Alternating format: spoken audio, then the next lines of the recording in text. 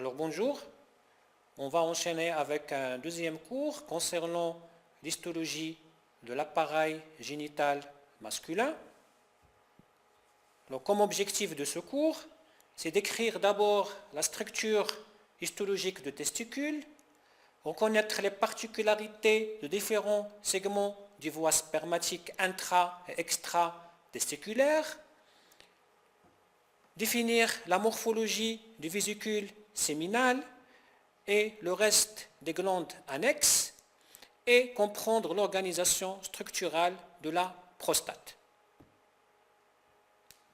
Pour cela, on va aborder ce plan suivant. Après voir la structure générale de l'appareil génital masculin, on va voir d'abord l'organe qui est testicule, sa structure générale, les tubes séminifères qui le forment et le tissu interstitiel. On va après voir les voies génitales excrétrices, les voies spermatiques intratesticulaires et extratesticulaires, les organes génitaux externes, le pénis, et les glandes annexes aux organes génitaux, qui sont les vésicules séminales, prostate et les glandes de Power ou les glandes tubulo-urotérales. Donc l'appareil génital masculin, donc ici on voit les testicules qui sont des organes pairs qui sont coiffés par l'épididyme, puis le canal déférent qui va rejoindre l'ampoule différentielle avec les vésicules séminales, deux vésicules séminales qui vont s'aboucher au vein de canal éjaculateur au sein de prostate et qui vont rejoindre l'urètre prostatique.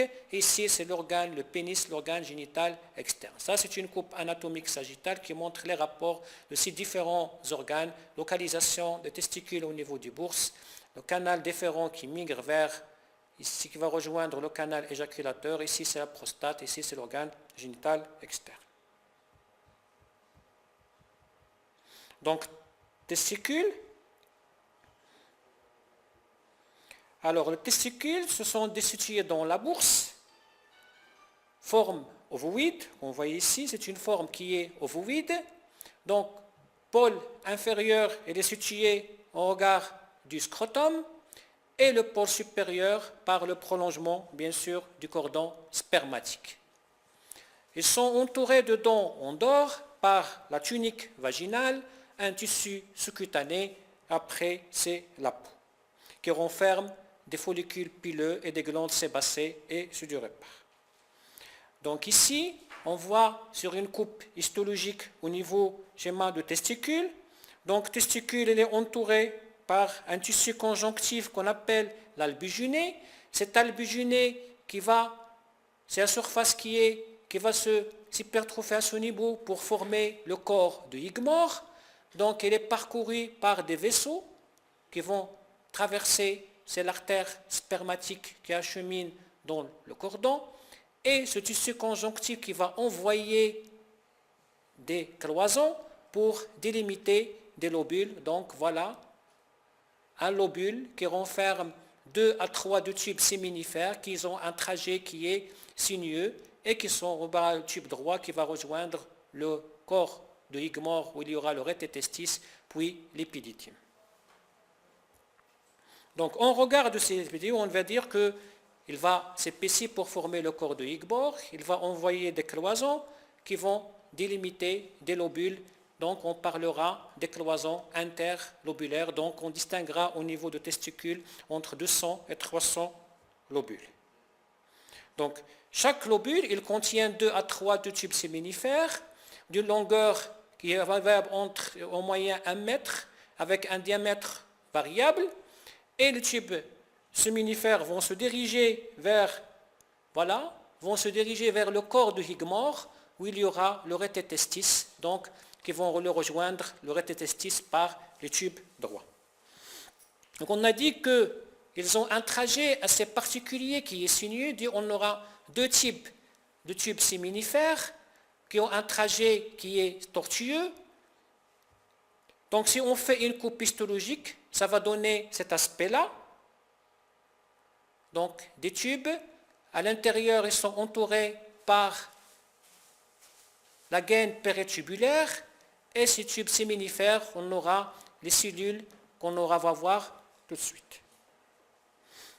Entre ces tubes, on trouvera le tissu interstitiel qui renfermera des vaisseaux, bien sûr, comme un tissu conjonctif, avec des vaisseaux, avec des cellules, on ajoutera des cellules de Leydig qui forment ce tissu interstitiel. Donc ces tubes séminifères, c'est un tube, donc il a un épithélium assez particulier qui est formé, qui assure la fonction exocrine de testicules par la production des gamètes mâles qui sont les spermatozoïdes. Donc il est entouré par une gaine péritubulaire et on renferme deux types de cellules, des cellules germinales à différents stades de leur maturation et des cellules non germinales qui sont les cellules de Sertoli. Donc cette gaine péritubulaire, elle est formée d'une lame basale et plusieurs couches de cellules musculaires lisses et des faisceaux de collagène, donc c'est une lame homogène qui est épaisse.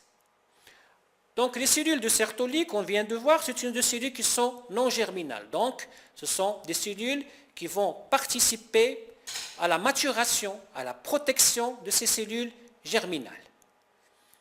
Donc ce sont des cellules qui sont noyau qui est refoulé vers la basale, qui est polygonal, souvent encoché, et les limites cytoplasmiques qui sont peu visibles. Donc ce sont des cellules qui sont jointives avec les cellules Sertoli à côté et avec les cellules germinales à différents stades de leur maturation. Donc, bien qu'ils sont situés bien sûr dans les tubes séminifères, ce sont des cellules non germinales. Donc, mais il assure quoi?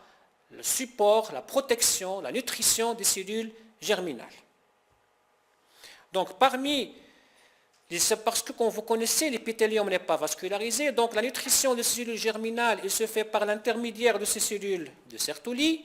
Donc aussi ces cellules de Sertoli, ils vont avoir une synthèse protéique comme l'antigène, l'androgène pour la lumière des tubes, transport l'inhibine et l'activine et l'hormone anti-müllérienne pendant l'embryogenèse. Donc, assure aussi, il a un important cytosquelette, il a un rôle de protection immunitaire et il constitue la barrière hémato-testiculaire, donc qui vont empêcher bien sûr, vont développer des anticorps dirigés contre les gamètes matures. Donc, on va avoir tous les rôles ça. Donc, il a un rôle dans l'activation de la plasmiogénèse, rôle dans la spermiation et rôle dans la maturation finale des gamètes. Donc voilà, lorsqu'on a un problème d'infertilité, les cellules germinales sont disparues et on trouvera que les cellules non germinales ou les cellules de Sertoli qu'on appelle le syndrome. Donc ça, en spermogramme, on trouvera une azospermie, ça veut dire absence de spermatozoïdes dans le sperme. Et c'est le syndrome de Sertoli seul, donc c'est une infertilité primaire. Vous voyez ici, c'est la gaine péritubulaire. Donc ce tissu interstitiel qui est entre les tubes séminifères, c'est un tissu conjonctif renfermant des cellules de Leydig qui sont très importants, qui sont en contact avec les capillaires sanguins. On trouvera des faisceaux de collagène, des fibres élastiques et autres fibres de réticuline. Ces cellules de Leydig, il est très importante parce que c'est elle qui va assurer le rôle endocrinien de la testicule par la sécrétion de testostérone. Ils sont soit isolés, soit regroupés en amas. Voilà, ils sont là, soit isolés, soit regroupés. Et on le voit qu'ils sont en contact intime avec les capillaires sanguins. Et ces capillaires de type endocrinoïde, ça veut dire qu'ils ont un épithélium qui est fenestré. Donc après la testicule, on va voir les voies génitales excrétrices, qu'on va les diviser en voies génitales, en voies spermatiques intratesticulaires, qui va comprendre le tube droit et le rététestis. Donc, ce tube droit et ce rététestis, donc le tube droit, il fait suite à quoi? Il fait suite au tube séminifère, donc une seule assise de cellules cubiques, donc probablement ce sont des cellules de Sertoli transformées, donc pas de spermatogénèse à ce niveau-là, donc il s'arrête au niveau du tube séminifère. Donc les tubes droits, qu'est-ce qu'ils assurent? La jonction entre les tubes séminifères et le rététestis qui est à ce niveau-là. Alors le rététestis, c'est quoi? C'est un réseau de canalicules anastomosés, comme on le voit ici. Donc, il est au niveau du corps de Higmore. Donc, il est formé de cellules épithéliales aplaties qui reposent bien sûr sur une membrane basale. Après les voies extractrices intratesticulaires, on enchaîne avec les voies extractrices extra-testiculaires. Donc, on commence par les cônes efférents. Donc, ce sont les cônes qui vont suivre au rotétestis. Ils sont au niveau de l'épididyme. Donc, ils ont un trajet qui est appelé ochécone efférent. Il est enroulé en spirale. Donc, et la cône, elle est à base externe et le sommet, il est testiculaire. Il est formé d'un épithélium prismatique comportant 3 types de cellules. On aura la cellule basale, une cellule ciliée et une cellule glandulaire. Donc la cellule ciliée, elle est là, la cellule glandulaire, elle est là, et la cellule basale, elle est là. Donc elle repose sur une membrane basale. Donc le liquide porté par le liquide qui est sécrété par les cellules de Sertoli. Les cellules spermatozoïdes sont poussées vers l'extérieur du testicule par 3 facteurs. Donc la pression intratesticulaire, les mouvements des cils, qui est le revêtement des cônes efférents, et la contraction bien sûr de la musculature lisse qui renferme ces cônes efférents.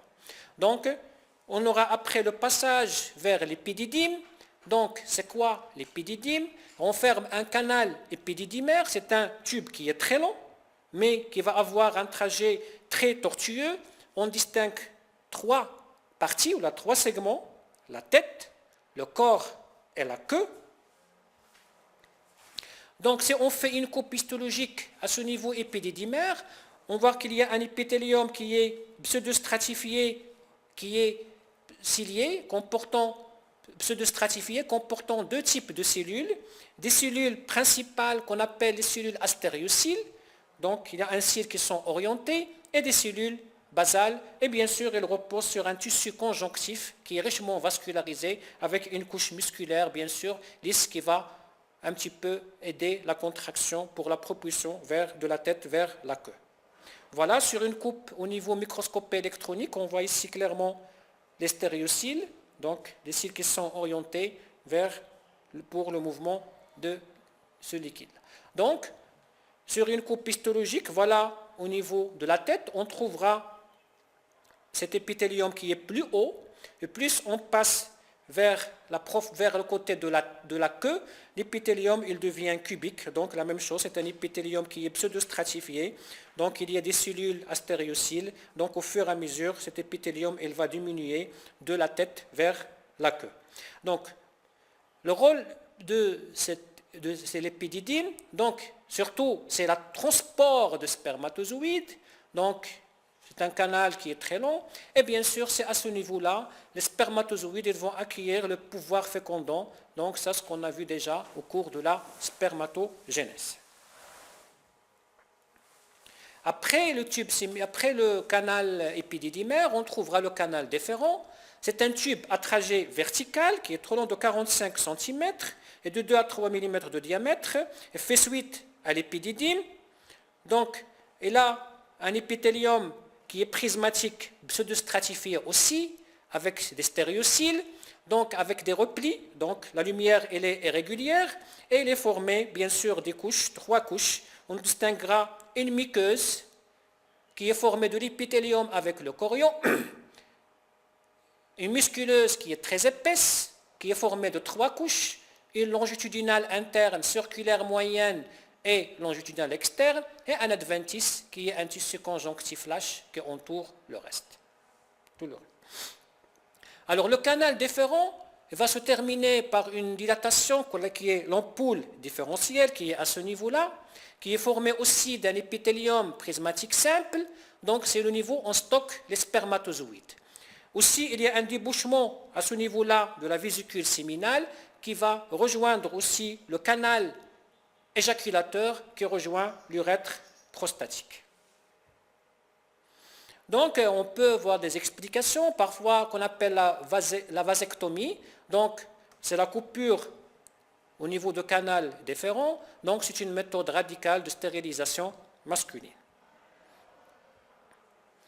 Donc pour l'organe génital externe qui est formé par le pénis, après les canaux éjaculateurs, le tractus génital va se confondre avec tout ce qui est tractus urinaire chez l'homme. Donc, l'urètre chez l'homme, il a deux rôles, deux fonctions, l'expulsion des urines et l'expulsion des spermes ou des spermatozoïdes. Donc, on distinguera trois portions de l'urètre. On a l'urètre prostatique, donc il a cheminé à l'intérieur de prostate, puis l'urètre membraneux, qui est cette petite partie-là, et le reste, c'est l'urètre spongieux qui se chemine au niveau de pénis. Si on fait, donc on a une muqueuse irrégulière, donc on a une muqueuse épithélium de type urinaire, donc c'est un épithélium polymorphe, et au fur et à mesure, il va devenir un épithélium cubique stratifié, puis vers le méa, il va devenir un épithélium pavimenteux stratifié, non kératinisé. Donc la musculeuse, il est formée de deux couches, circulaire longitudinale interne et circulaire externe.